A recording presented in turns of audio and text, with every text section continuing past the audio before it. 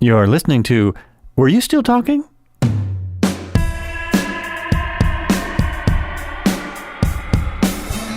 Hey, welcome to another episode of Were You Still Talking? This is Joel Albrecht, and on the show today I have Dr. Carolle Jean-Murat. I probably pronounced that wrong. She is an MD. No, you did.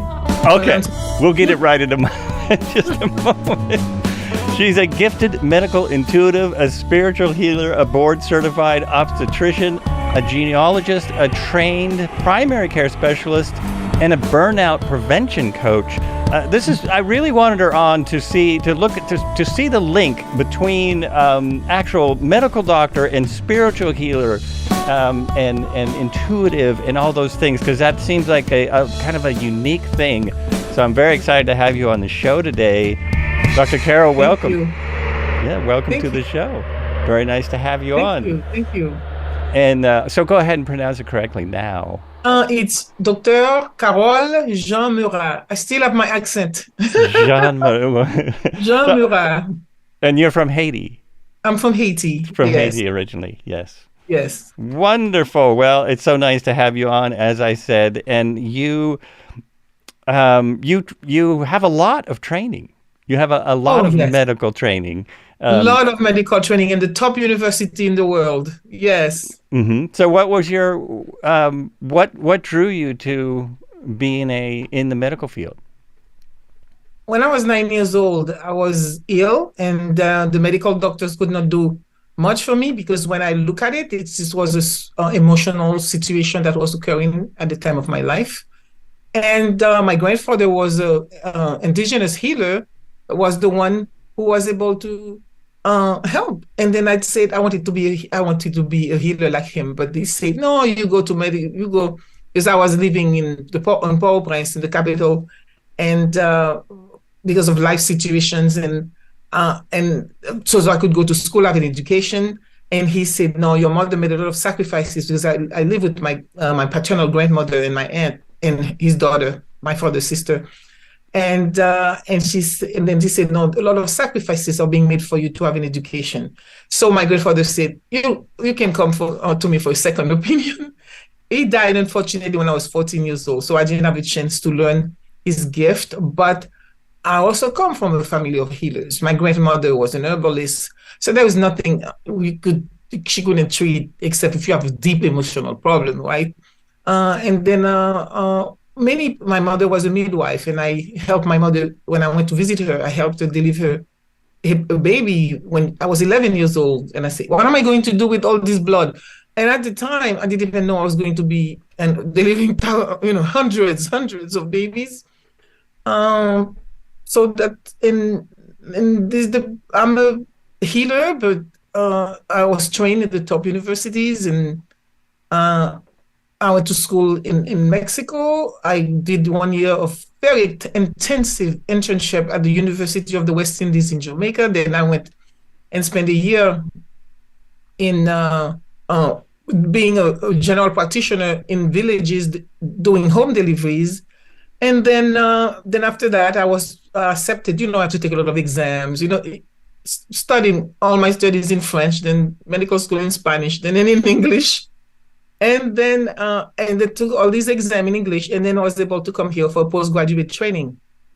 And for many years, I've been going back and forth to Haiti to help. So. Oh, okay. That's quite a story. And I saw in your notes, though, at one point you met one of sort of my spiritual heroes, and you said she had some influence on you, Louise Hay.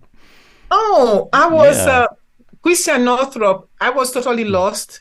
Mm-hmm. And then I was like in my 40s and totally lost, because I had to quit obstetrics, because I was told I needed to do too many C-sections that was not necessary. And then I left. And then, so at the time I started doing just gynecology and surgery, gynecological surgery. But then I'm learning about the mind-body connection. And I say, quote, I can heal without a knife. And then, so I was totally lost, because I was the only person thinking that way. So Christian Northrop, who has written the book, Women's Body, Women Wisdom, and she came to San Diego. So I went to spy on her. And I realized, oh my God, there are the doctors who are thinking like me. And then so I'm very I'm 6 foot tall and confident and everything. So I stood up and I said, I need to meet some people here in town. And then by the time I was the only woman, the only Black person in that meeting. So I stood out anyway. So when I got out there was a line of people waiting for me, and one of them was Louise. Oh, that's wonderful. And then somebody said, I didn't know anything about her. Said she was there waiting. She said, we need to be friends. And Hay House ended up publishing 2 of my books. I cooked some goat for her. She came to my house. We were friends until she died. And I was a gynecologist. She never liked, I'm the only doctor she went to because they were going to kill her. I went to my office and I saw, what are you doing here? And she said, oh, Ron told me he was the vice president of Hay House, and said, he told me if I didn't come to see you, he was going to kill me. So I'm here. And it doesn't matter, whatever, I'm going to heal myself anyway. And that's what happened. So I didn't have to do anything, just see her. So, and she knew who I was when she met me, when she waited in line. And like I said, throughout, I went through a lot after a few years afterward, having to quit surgery, trying to find out who I am. And then there was a quote, say, I have to trust that everything happened for a reason. And when I was on the book tour of the 2 books, Menopause Made Easy and Natural Pregnancy A to Z, while I was in New York. So imagine you having panic attacks, and then I have to take a flight, I have to fly back to San Diego. So all is well, all is well, all is well. So that's one of my favorite quote, but I have taught it to many people. I don't need it that way because she would be proud of me. She passed away. She would be proud of me that who I am because she saw who I became. Oh yeah, that's wonderful. That's great. I'm sure she would. Oh yeah. Oh, and also you need to know she would. She is, because I believe she's around. She brought me a purple heart that I have on my top of my chimney, fireplace, and I have, and then it's there. I see, and I have pictures of her many places we've been together, and so I have a lot of pictures of her. Yeah, she's with me. She's with you, absolutely. Yeah, I believe that. I've had. Go ahead. I've just had 3 different people that deal with mediumship in different ways on my podcast. So I don't think I would do that if I didn't have some belief in it. She's still with us. Absolutely. She's still with us. Yeah. And so. Oh, and this is a good one, actually, from your questions. I'm always open about where I get the questions. What does it mean to be an intuitive healer? I think a lot of people don't ask that question, and they just, assume. They just assume what. And see, by the time patients will come to see me, and I will be, I would see things that, by the way, just becoming this from science and surgery. To be able to become that, meaning that somebody's in front of me, I can see now after many, many years, after maybe 2 decades, when somebody is with me, a patient, in a blank, I see a past, I see where she is, and I can see what's going to happen in a blank if she doesn't shift where she is. And I believe that every time I meet somebody, it's called a divine appointment, because they're here they're at a crossroads, and we meet, whether they're going to be listening to a podcast or in person or see me speaking. There is an answer. There is something that we connect, because they say when the student is ready, the teacher will appear. So it's the ability to know, and we do all have it. That's what I need to say. We all have that ability to see and understand, except we don't develop it. Oh, no. See, I've asked other people this, actually. So I'm never quite sure about that. So that's good to hear. And it seems like I don't hear this from many people in the medical world. It seems unusual. Oh yes. Right? Oh yes. That's what I said. I'm happen to be a physician, a surgeon, but I consider myself a spiritual and a medical intuitive. So the reason I put it on my title is when people come to me, and then I always introduce myself, especially when I go to do volunteer work at the clinic.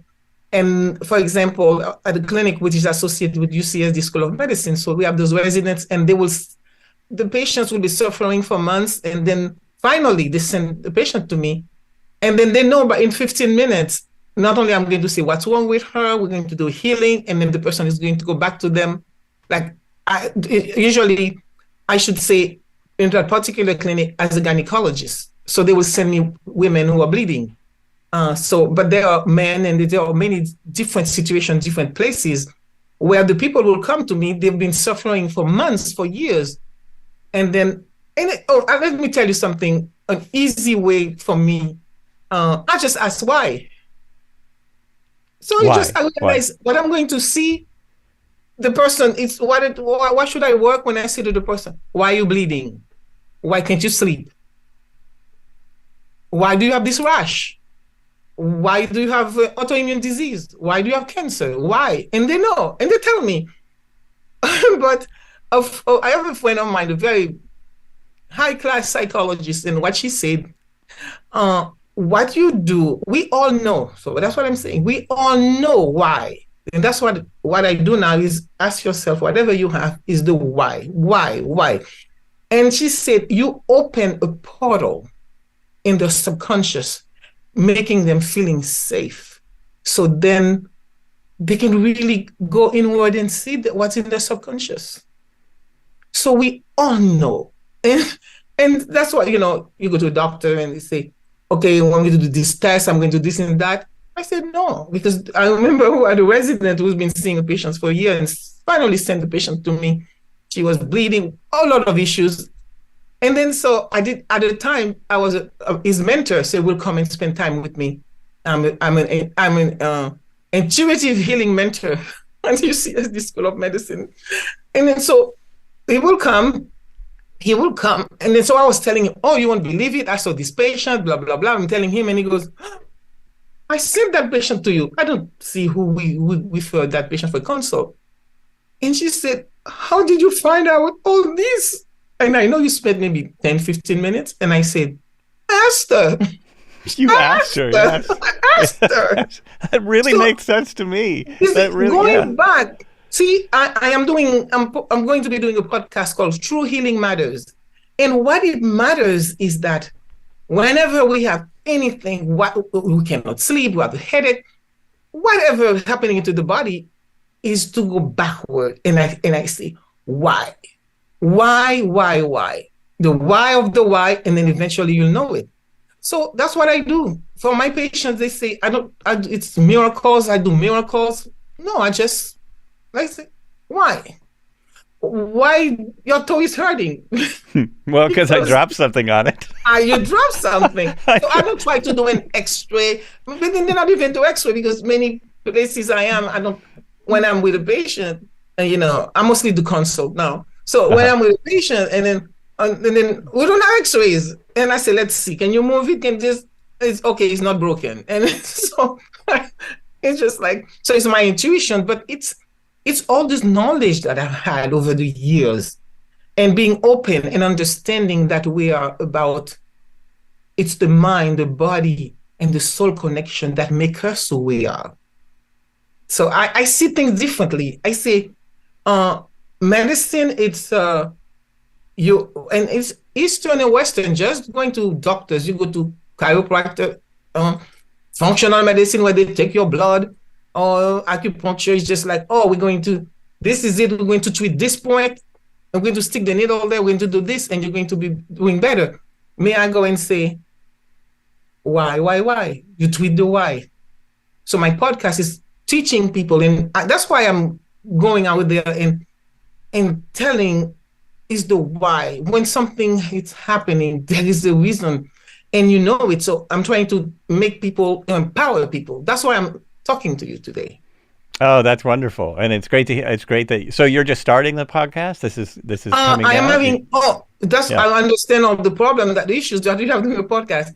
I have somebody doing all the technology. I just show up and speak every time. But See. it's called True Healing Matters. Yeah, that would be wonderful. I wish I could afford to pay people so that I could just show up and speak, but I hate to. Yeah. Yes. One day, perhaps one day, and One but day, now I one feel. day. Yeah, now I feel like an intuitive healer because I looked at my toe and I could move it, and I said, "Well, it's not broken." So That's it. But it's just like, and it's teaching, and I plan to do like YouTube show in YouTube. Then I'll wear my white jacket and talk about simple things like a broken toe or high blood pressure, something. Educate. It's so simple. It is so simple. Then you can waste time, energy, and money. It is really. I mean, it's good to. People need to know things like this. I mean, I know just from experience, from getting to my age, that if you have a broken toe and you get it X-rayed and they say, "Yeah, your toe's broken," they're going to tell you the same thing. Go home and ice it. It's Yes, they're not going to do much else. So, but yeah. We need doctors, we need surgeons, we need because somebody had an ectopic pregnancy and you have to go and operate and things like that. But there are many things that people don't realize that they know. And also a lot of people, let's say you Google it or whatever, there's so much information out there. How do you know? So that's why my plan is to do the education with the knowledge of the mind, the body, the spirit, being a spiritual healer, and the mental, and doing the body and surgery, in and out, men and women, and all kinds. And it's just like, at least I can trust her. She knows what she's talking about. And as long as I have that opportunity and my brain is still functioning very well, and to educate, simple, because and this is what I believe, we do have the innate ability to heal ourselves. Oh yeah, that's wonderful. I want to believe that more. I believe that until a point, but then I've had like some issues with chronic pain where I didn't find a way to heal myself. I slowly healed over time, but yeah, it's like I don't know. I feel like if I had a better belief, then I would have gotten better faster. There are two things. There is the belief you can heal yourself, but also there is the knowledge of what's happening to the body, and you prevent it from making it worse. I'll give you an example. I had gone to a wedding, almost a year ago, a very dear friend. I've not seen him for a year, 15 years. And then at that wedding, everybody came from all over the world. And so we were there. And then I see my friend, we used to dance together.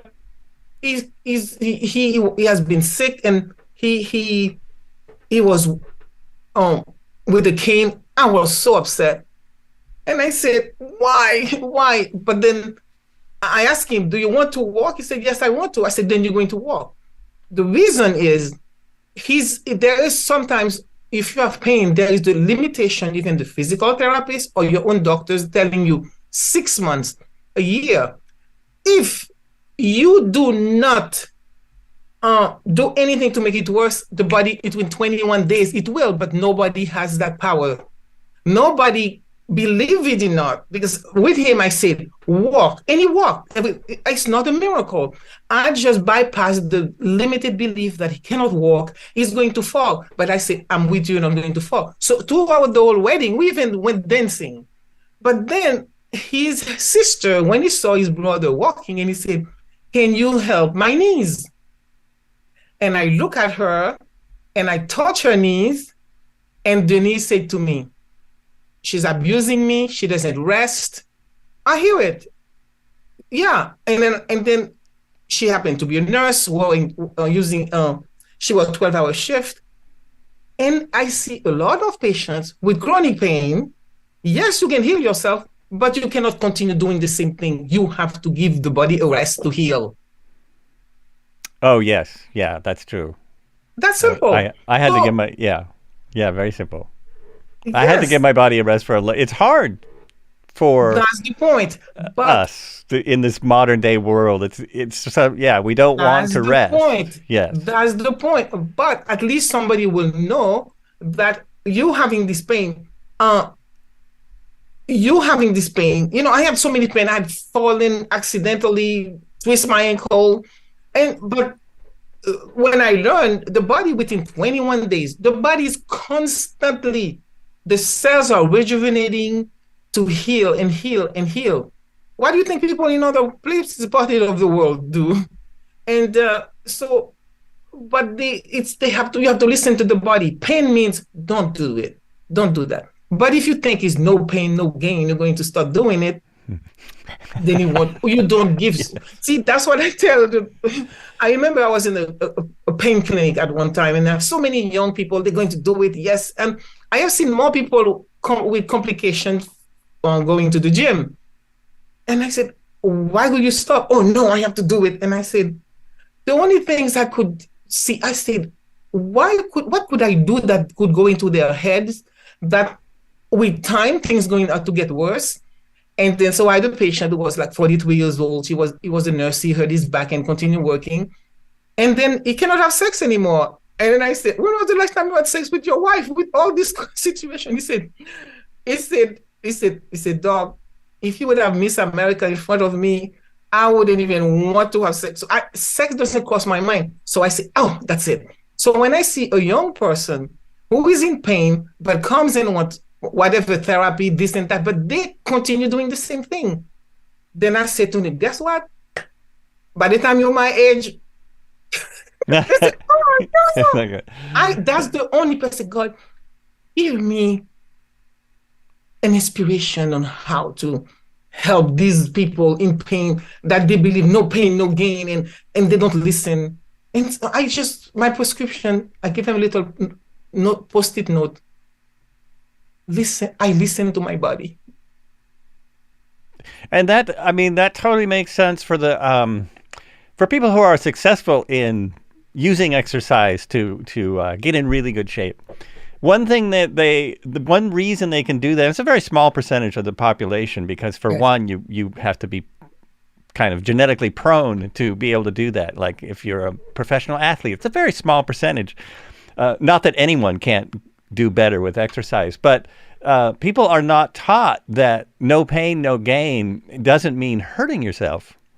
It means understanding that if you stress your muscles and they're sore, that's how they get stronger. But if you twist something or break something, or you've got to rest. You have to give it time. It is a very fine line, because I love the pain of the gym. When it's good, there's good pain, and there's no, I hurt myself pain. It's different things. To me, let's put it this way: I hate pain. Mm-hmm. I hate pain, and I realize when I fell accidentally, something slipped, and I fell on my back. I thought it was very, very bad, and I had to go to the gym to use the water and the pool. I have a pool in my house, but it's too cold. It's too cold. It's a huge pool, but I have to go to a place where it's warm for water therapy. So I used it, and I used the spa. I used it because I had to sort of learn how to walk again. So I had to know that I'm in pain, so the body had to heal. But some people, I see stuff like, and then, but that's the thing too. Being intuitive, I can see why. I just look at them and I see, oh, okay. Not totally disconnect, trying to prove something, blah, blah, blah. Oh, I'm yes. Yeah. You can definitely take with the intuition, but I only use it for people who come to me and then ask me. I don't go in, I don't do that. So, but you find the answer because you know it. I'll just... Yeah, because people won't listen to that anyway, right? If you try and tell most people something they're not ready for. Oh, no. Yeah. And most people, everybody. And that's why Well, with that's my true. gift, Everybody. with my gift is ask and you shall receive. So if you want me as a consult, or unless rarely I have a little voice who speak in my right ear and say, you have to talk to him. This is the divine appointment. It's the crossroads. So you have to talk. So I will do that. But otherwise, I don't want to waste my energy. Oh, that's good. Yeah, I think, I think that's hard for a lot of just people who aren't necessarily healers, but just in everyday life. It's hard to remember that you are kind of wasting your energy if people aren't ready to hear. Oh, yeah. Even if you might have good advice. Even when I do consults, you have to be ready, because the work I do is very profound, very deep. You're going to find the root cause. You're going to see I'm your mirror showing you everything, and then you have to be ready. So then, I don't waste my energy. Let's put it this way. I have a retreat place here in beautiful San Diego in the mountains. And then I have about 1 acre of beautiful sprawling garden, roses. I don't go to the gym anymore, because now that my back is better, and I spend it pruning my roses, pruning trees. So I don't have to go anywhere. And it's just like in the garden, and I listen. Just like I was, it's been raining, so a lot of things are just growing and growing and growing and growing. So I say, today I'm going to start going. So I did it a little more, but then I just feel my shoulder. I said, then that's it. Take 2-3 days off, shoulder fine, went back. 3 days later, I don't continue. I'm going to clip this part for my wife. What you just said, I'm going to clip that for my wife.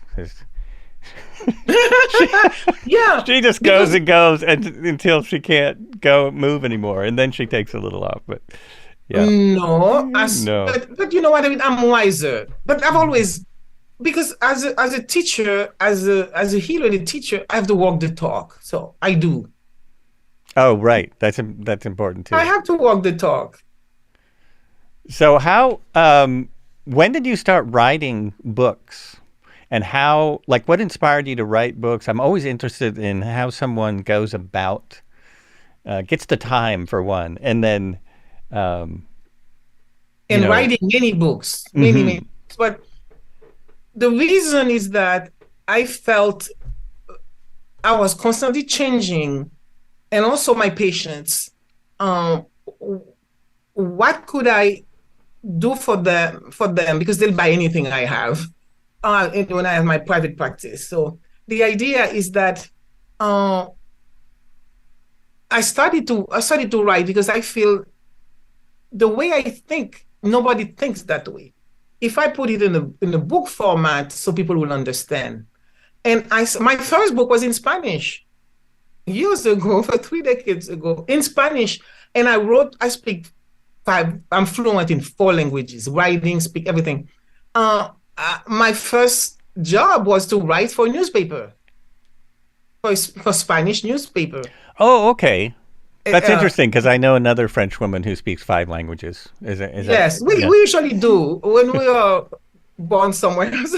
So I started writing for the newspaper, but then I'm thinking, let me do the outline for a book. So my first book, Staying Healthy, 10 Easy Steps for Buena Salud, 10 Pasos Simples para la Mujer. So every Sunday I have to write the whole column. So it was my 10 chapters. So then my patients, they always know what I'm doing with my life. I share my life with them. I'm writing a book in Spanish. What about us? So the book, I self-publish it in Spanish, in English, Staying Healthy, 10 Easy Steps for Women, and I got a San Diego Book Award for it. So, and then people say, oh my God, you make it so easy, the same way I speak to my patients, the same way I write it. And then, so my third book, and then I'm a gynecologist, menopause and all these things, and hormones. And I say, it's not your hormones, it's your life, which is out of whack. So I said, I'm going to write a book. And somebody was saying, a friend of mine, a cardiologist, he said, can I write a chapter in your book? I said, people write in chapters into the book? He said, of course. And I said, I'm going to ask Louise. That's why I didn't even know she was, her house was hers. I said, Louise, I'm writing a book. Would you like to write a chapter? He said, what are you writing it about? It's about menopause. And he said, do you have a publisher? I said, no, I'm just writing it. And he said, do you know I have a publishing company? Oh. And he said, why don't you write a proposal and bring it to me and we'll see. I might be thinking about publishing it. So this is how we went further, because her house, I didn't have an agent. I didn't have anything. She came in, and not only they published the menopause book, it was translated into French that I have to see, and also in Arabic. And I have then another book, Natural Pregnancy A to Z. She has an A to Z series. And then while I'm on the book tour, I have a panic attack. So then I'm learning out the mind, body, spirit connections, and I wrote the book. Then I keep on writing. So that's wonderful. You didn't even know she was a publisher. So it's not like you were going to her and asking to publish the book. You just wanted to know if she would help. I have no clue. I don't. Oh, wow. At the time, Wayne Dyer, Mariam Williamson, Christian North, all these Susie Orman. So by the time every year we go to a big party for publishers, so I've seen all these people. It's just like, oh my God. Anyway, so I have many books, and my last book that just came out, it's called Strengthening Your Spiritual Foundation for Optimum Health. Because I found out when you don't have a strong spiritual foundation, this is the way I see who we are. It's a house. The foundation is our spiritual foundation. Then you can build your mind, which is the walls, and the body is just the roof. So when you have a strong spiritual foundation, then you're going to be healthy. And when I go retrospectively, all my patients, I have a patient, we're friends because I don't have a private practice. She's 92 years old. She comes to my beautiful healing garden. And whenever I do a retreat, she will come just to be. And then I have a driveway to get out of here. She make a turn. People are afraid to get out to go into the street. She make a right turn, and people are coming to the right. And then I'm thinking, you're my role model. And it's just like, and then I start thinking, also, after the earthquake in Haiti in 2010, I go back and forth. We have a small hospital. We don't have medications. We don't have pharmacy. We don't have a lab. And it's just like, the people, it's just like, I have them ask, God, help me, touch me. Dr. Carolle, I believe in you. Help me. So after the earthquake, there were so many people waiting in line. So that helped me develop my intuitive healing, my healing touch, and everything through, because these people, they didn't have anything, but they walked far away to come to see me because I'm going to heal them. Then I would start realizing 4 years later, after 4 years, 9 out of 10 of the people who had an issue were healed completely. While the patients I was seeing here in the US, by the time they start having a problem, like I saw them after trauma, it's called an adverse life event. Then their life goes down because they start giving them diagnosis, adding medications, giving this, believing that this is what you need to do this, you need to do that, you need to take this, you need to measure this, you need to measure that. Then I'm comparing the people, it's just like, you'll never know they had a major tragedy because they have faith. They have the strength. They don't depend on drugs. They don't depend on anything. They will come to me like a woman will say, Dr. Carolle, I can't sleep. I have to wake up to go to the farm and work for my children, or else my children will be hungry. Help me, Dr. Carolle. Then I said, please. And I say, pray. We pray. That's what I do. Help. They say, Jesus, sweet Jesus, help me. Have Dr. Carolle touch me so I can sleep. They ask me, so I give them what they want. And then I'm thinking, there are very few people who, after, let's say, 4 years, would have like diabetes. And then, but she witnessed, she lost her house, she lost her business, and her father died, and she has to pull her father out. So There are some severe trauma where there are no return, but the majority of the time, the body is resilient. If we give it time to heal and listen and rest, the body will heal itself without any intervention. Yeah, that's so against what the American medical institution is kind of about.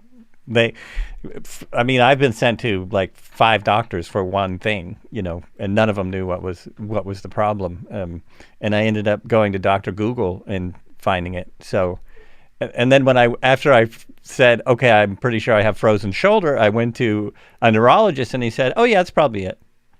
And I'd been to all these different people, who said, well, no, I don't know what's wrong with you. But yes, we will give you pain medication. We'll be happy to do that. But we're not sure what's wrong. But what happens sometimes is not clear. Yes. It's not really clear what you have. Because it's just like I went, what was I doing? Oh, when I fell, I had something with my shoulder, so I couldn't move it. And then I went to a doctor and he said, okay, can you say, hi, Hitler? I could not. I go, oh. And she said, all right. So I had a nerve impingement. And if I continue, I would have moved it. But I need to say Google can be very misleading, number one. And number two, I have to say it's not only medical doctors. It's Eastern and Western, it's the herbalist, is everybody. Who is going, you have this, then we're going to give you this. I have to say that because it's very important. Because if you think, oh, the doctor is going to do this, no, but there was also all of them. Oh, I'm going to crack your back. I'm going to do this. I'm going to do these nutrients. I'm going to give you this. Oh, you stress. Okay, you need to deal with the stress. When the stress is the mother of it all. Stress is the mother of not sleeping, weight gain, cancer, high blood pressure, autoimmune disease, everything. It's the mother and all of them. Diabetes, pre-diabetes, strokes, everything is the mother of it all. But they'll think, oh, you have this, then you'll have this and this and that. No. And that I can definitely believe that. What is your answer for that? My answer for that? Yeah, because I know it's hard to say don't. I want to tell people, well, don't stress. I want to tell people that all the time, but I know that doesn't always work. No, I don't. Right? Wait, hear me. I don't tell people don't stress. Stress, we need stress in our lives. It keeps us alive. It's not about the stress. It's how we respond to the stress. It's how we learn healthy boundaries, because it could be our relationships, our job, our children, our environment. There was something you can't do. You have to learn when to stop and leave.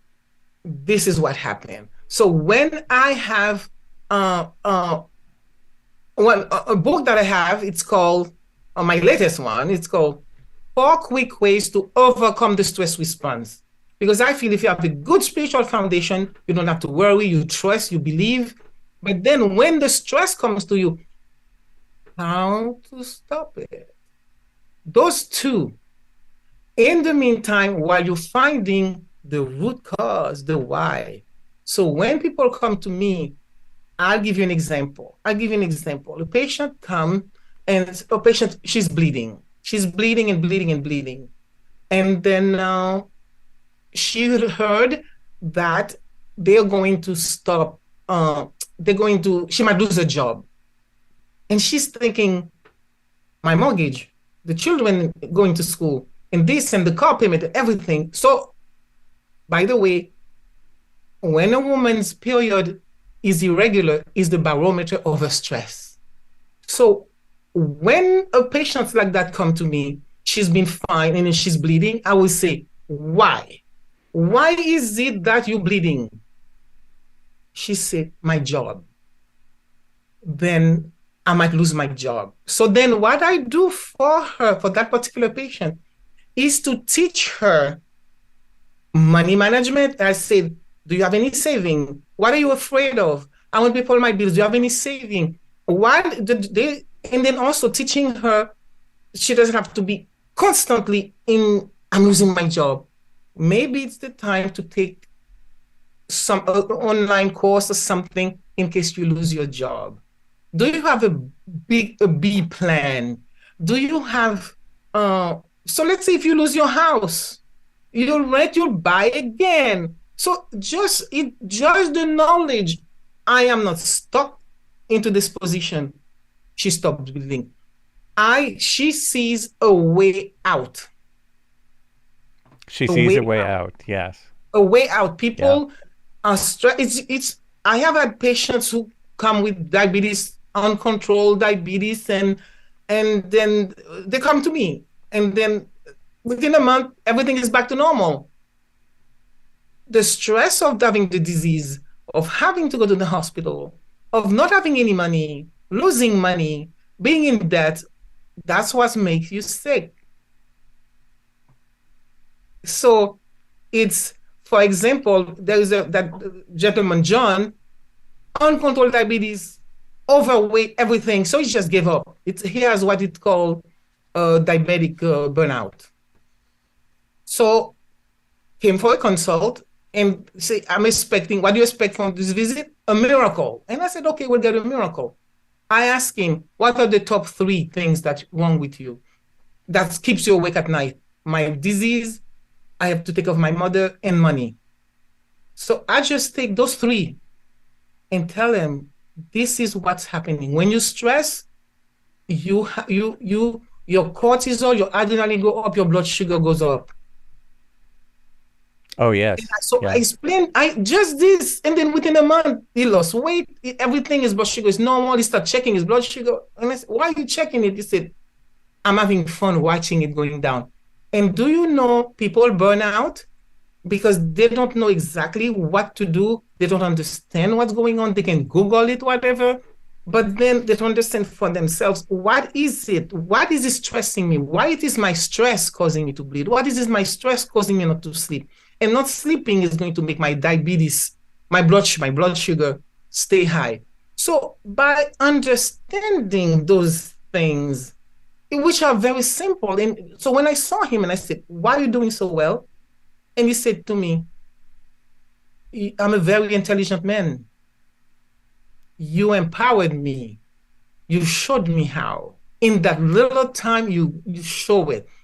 But not everybody has that extensive knowledge of understanding the why, the root cause. Because I'm saying, you go, and do you know, just because you go to a doctor and then your weight, they say you need to lose weight, that's for your diabetes, for your high blood pressure. It's so complicated. It's so complicated. You cannot lose weight like this. Oh, it is. It is. Well, it's very hard for me because I've what was it? Oh, sleep. I have sleep apnea. So they gave me tests, and the good and the bad thing that the doctor said is, well, I can't really tell you to lose weight because you don't have enough weight to lose, so that's not going to help you. So that made me feel good, but also I can't fix it that way. So yeah.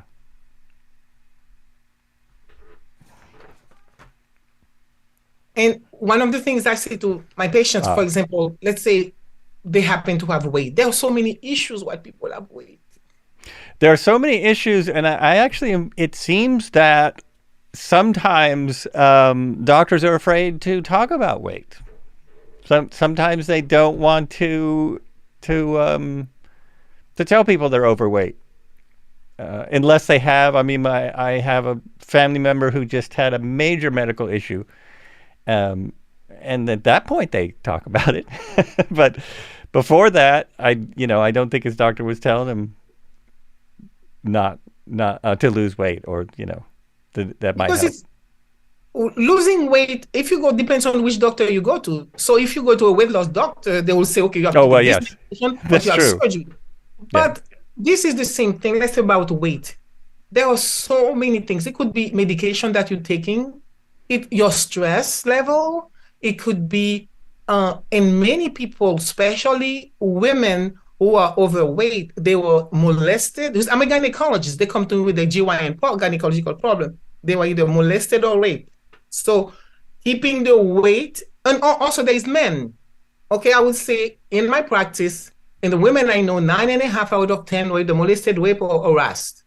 And then I would say 2 out of 5 men, same thing, but nobody talks about it. And many times the weight is a shield. So if you tell somebody to lose weight, do you know, just going to the doctor and the person is weighing you and they say you weigh too much, just like this is going to make you gain weight.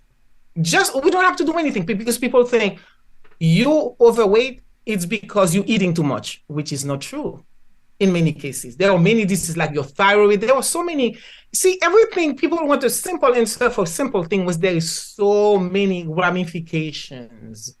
So that's why teaching why I am having difficulty losing weight. I am really eating that much. Then why am I eating that much? What I was trying to hide. It's not hiding what I'm trying to soothe the pain. So that's it. If you're soothing the pain when you're hungry, that's the only thing you have. And then, see, this makes a lot of sense to me, because you are eating too much. This is where the diet people don't want to just tell you, well, you're eating too much food. But getting to the root of it, why are you eating too much? Why you know, especially you see that you need to lose weight, perhaps. Why aren't you getting? Why is it so hard? But I also think that I think in America, at least, there is a massive dependency on food, and it's pushed by it's a lonely country. It's also that we're sold that we should eat family. Every minute. There is no community. Yeah, right. We're losing friendship. We're losing even the family of eating. Do you know? I one of the things I talk about is about weight. If let's say you have diabetes, and I never tell anybody to lose weight. Like John, remember that patient? He naturally loses weight because now he's not worried so much. That's a worry that makes you gain weight. And then when you worry, what do? That's it. Then you eat. Because many of the people I consult with, they say they feel like they're a hamster on a wheel. Whatever you do. And then, sometimes just going to the doctor and then weighing. And then because everybody's different.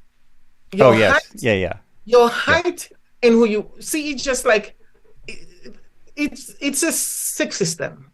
Well, this is the big thing that I've always sort of objected to, and people who are bodybuilders know about this. The whole percentage of fat chart that they have in the doctor's office, it's useless in a way. The BMI chart. Different people. Imagine. Everyone's different. Everyone has a different healthy BMI too. Yeah. Oh, you need to hear what happened. When I went to the doctor for my checkup. By the way, I'm 72 years old. I don't take any medication. I'm in perfect health, except for after that fall. When that fall, and I listen to my body. So I went to the doctor, and the staff, the person who's weighing me, and I'm 6 foot tall, and then I walk. I have muscles, and then she looked at me like, I'm looking. She said, "You're like a fat blob." That's what she's telling me. Oh no! Did she really? No, she didn't say anything. But okay. Remember, I read people's mind when you're talking about me.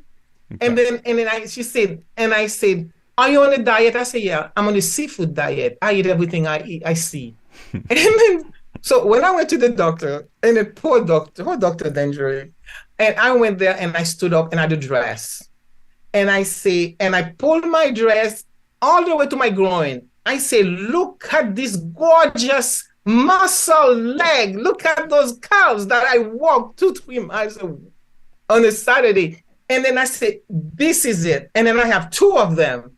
And then I have this arm and a fillet. These are muscle. And then I say, and I have those boobs. And I say, then where is the fat? No, I'm crazy. And I say, that's why you kill the patient. You make them come here and you tell them things that are even real. They know I'm crazy, so. So they, well, you look fantastic. But they know. You look My fantastic. patients, especially when I was doing surgery, my patients were doing well. And we don't know what she does. She's a character, because it's about reality and the truth. And research, if you tell somebody they're overweight, the shame that they may overweight make them gain weight that week. That week. Yes. That's interesting. It is. It's the reality. Because that actually happens to me when I decide that I weigh too much, which I have recently. The first week I do tend to gain weight, but then I'll lose it. I'll start to lose. But it's almost always true. The first week there'll be a little bit of gain. People should not be losing weight. Okay, let's talk about food, a little about food and the weight. Remember, we overeat and then you feel guilty. So my patients with diabetes that I see, and I just say farewell to your diabetes. And so I said, I never tell my patient what to eat or to exercise. I tell them, you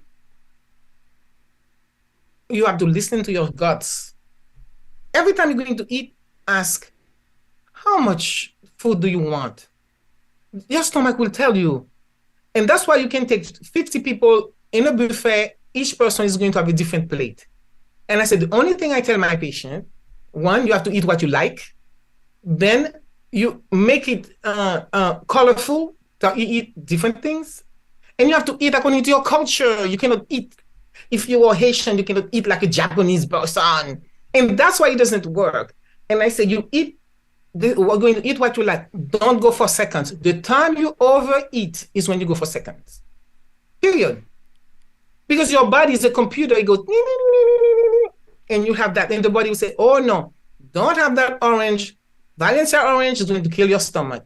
Oh, too much rice, you're going to be constipated. No, the French bread you love with the butter, no. You cannot have that chocolate, you're going to have palpitation. But if you take time to listen to your body, it will tell you. And fortunately, I wasn't raised in America, and I lived in many different countries, and I still go to different countries. So what people are saying here, that is the Bible, it doesn't even exist. If I would have mentioned it, they'll think I'm crazy. People see, that's what I say to my patients, to people here. Seafood as a blessing. One of the things I remember, I was giving a class, Weight Loss Forever, and I would say, the first thing I say, write all the junk food. What do you think is junk food? And then that's what will be their homework. And I say, food has nothing to do with your weight. It's food. There were 5 things. You need to know those 5 things about food. Affordability. Affordability. Can you afford it? 5 things. Number 2, availability, especially after COVID and during COVID.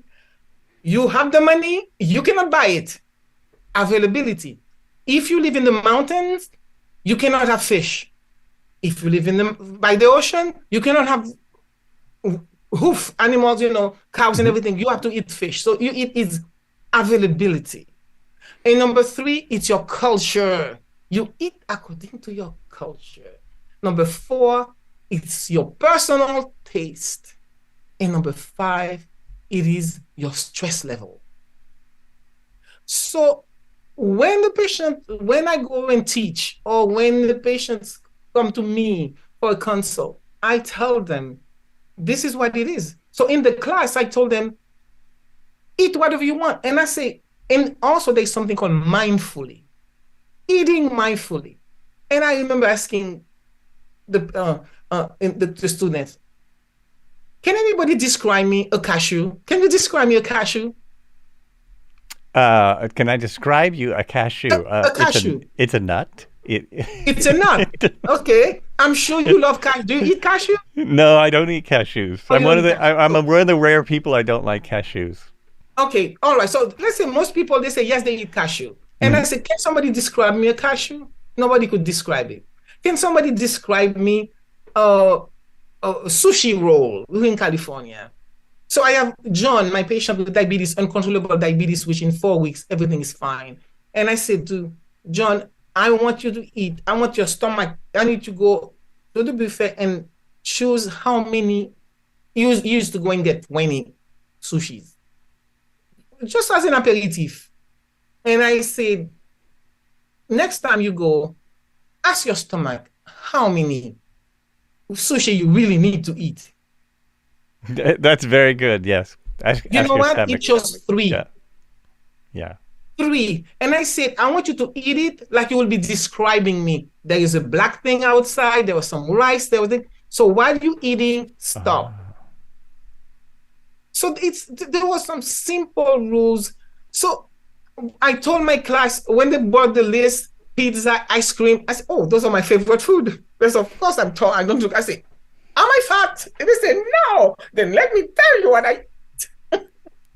And they said, oh, ice cream. I said, I can buy as many pints of ice cream or gallon of ice cream. But it was right after the earthquake. I said, I ate a pint of ice cream because I was so distraught. And I had a pint of ice cream and I just ate it. But when was the last time I sat and ate a pint of ice cream? It's because I have other things to do. And then I have different ways of understanding.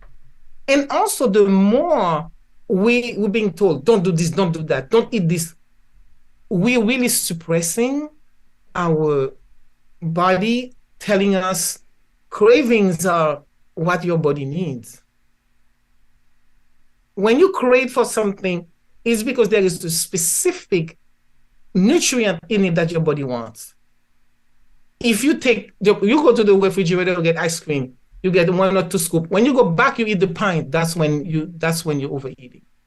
So eat everything. I tell my patients, people have cancer, people have diabetes, and because it's the stress, having the foot, the pedal to the metal that's causing the adrenaline constantly in the stress. That's what's causing the blood sugar to be elevated, their blood pressure to be elevated, that they cannot sleep.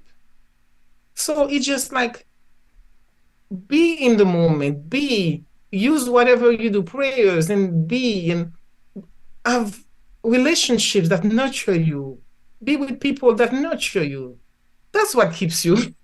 Most of my patients I think I have hundreds of these who are in perfect health. They die in their 90s and they die in their sleep. It's just like, and when I study those people, they have faith. They have boundaries. They listen. They love. They don't have any toxic emotions.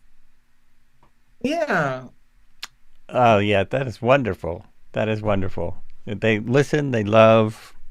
Listen to your body. Listen to your stomach. Yes, listen to the body. Say, I heard. Why you heard? What kind of exercise do I do so to rest? Yeah, listen to the body. Take all the resentments that you have in your heart. So, because those are those negative energy that when the cells are reproducing, Bruce Lipton wrote about it. It's the energy. It's energy. It's about the energy of the cell replicating itself. Oh yes, I think I've read that. And then this is the reality. Yeah. So and then you won't believe it. Many patients get better very quickly because they say, "I don't have to exercise." No, you overwork. You're taking care of your mother. You're in the sandwich generation. When you come home, I want you to put your feet up. Very good. He said, yes. You mean I don't have to exercise? No. And I said, by the way, do you know, in other countries, people don't know what is this exercise. People walk. People leisurely. They're not stressed. They have fun. They go to the party. So they have an idea. They make everybody and then somebody said, but I have to have my heart has to race and everything. And I say, have sex 3 times a week. There you go. If you want your heart, better get your heart going, yes. Yes, that will make your heart go. You see, I have all this simple solution. You see why I want to do those things and take time and educate, because it is simple. And it works. And it works. That's wonderful. That's wonderful. Well, I guess I should let you go soon. We've been talking for a little bit, and that is a really, I mean, what else is there to say? That really covers it all, right? Right there. Right. I hope so. That last 5 minutes is that's just everything. Allow yourself to not to stress. Live life. Live life. Yeah. Live life. So many people are worried when they want to die when they're older. But why should you die? You're dead now already. You're dead.